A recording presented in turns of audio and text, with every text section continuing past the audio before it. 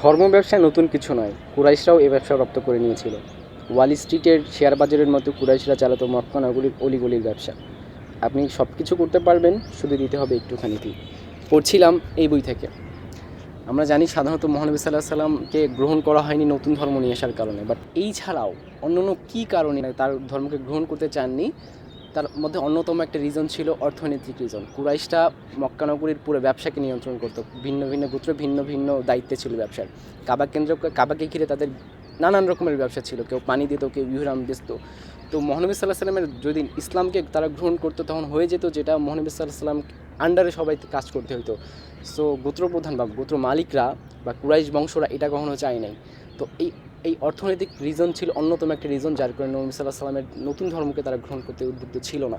So আপনারা এইসব তথ্য যদি জানতে চান এবং অনেক ইন্টারেস্টিং তথ্য জানতে চাইলে এই বইটা পড়তে পারেন। Thank you.